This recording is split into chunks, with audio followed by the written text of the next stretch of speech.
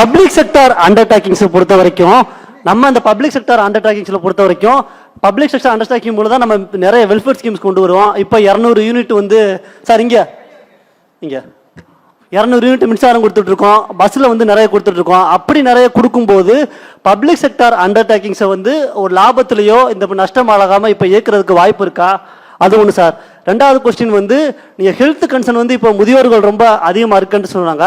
அதே ஒரு சைடில் பார்த்தீங்கன்னா கிளைமேட் சேஞ்சிலையும் வந்து நிறைய இம்பேக்ட் ஏற்படுத்திட்டு இருக்கு.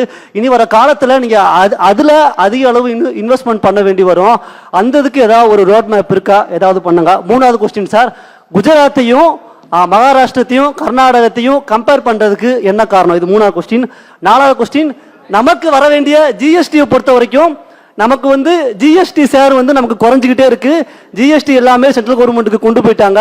நமக்கு இருக்கிறது நம்ம இருக்கிற இந்த இது கமர்ஷியல் டாக்ஸ் அது மட்டும்தான் இருக்கு. இது இருக்கு. அப்படி வரும்போது நமக்கு ரெவன்யூ இன்க்ரீஸ் பண்றது சார் ஒரு கொஸ்டின் ரெண்டு கொஸ்டின் தெரியல. பட் இருந்தாலும் உங்களோட இன்ட்ரெஸ்ட்டை நான் பாராட்டுறேன் சார். இது இந்த கொரோனா பீரியடை பேஸ் பண்ணி தான் சார் நாங்கள் எடுத்துருக்குறோம். அந்த 2021, 22, 22, 23, 23, 24, 24, 25, 25, 26. ஏன்னா அன்னைக்கு இந்த வேர்ல்டே ஸ்டாப்ட் ஸ்டில்ல வந்துடுச்சு.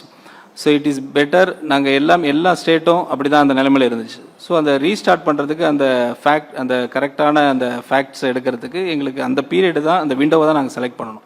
அதுதான் உங்களுக்கு ஆன்சர். பட் ரிகார்டிங் நீங்கள் பிஎஸ்யூ அந்த எப்படி நாங்கள் அதை ரிஃபார்ம் பண்ண போகிறோன்னு கேட்குறீங்க. Administrative collapse, what I'm trying to say is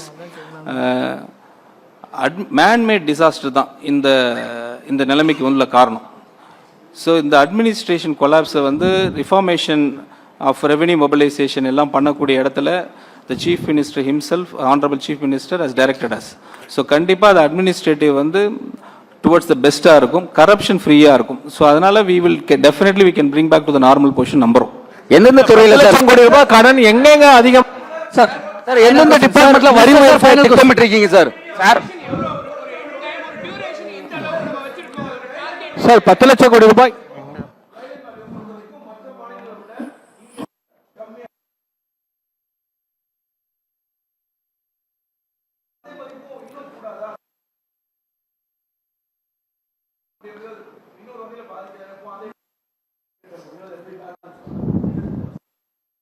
last year what has happened everybody knows. இங்கே இருக்கிறவங்க எல்லாருக்கும் டிரான்ஸ்பரண்ட் தான். இது யாருக்கும் ஒளிவு மறைவே கிடையாது.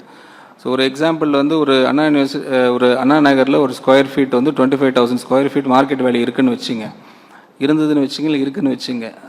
அது போன இதில் வந்து ஒரு 3,500 கைட்லைன் வேல்யூவில் அண்டர் வேல்யூ பண்ணியிருக்கக்கூடிய அளவுக்கு இன்ஃப்ளூன்ஸ் பண்ணியிருக்காங்க. அதோட அடிப்படையில் தான் அந்த லீக்கேஜ் நிறைய வந்திருக்கு.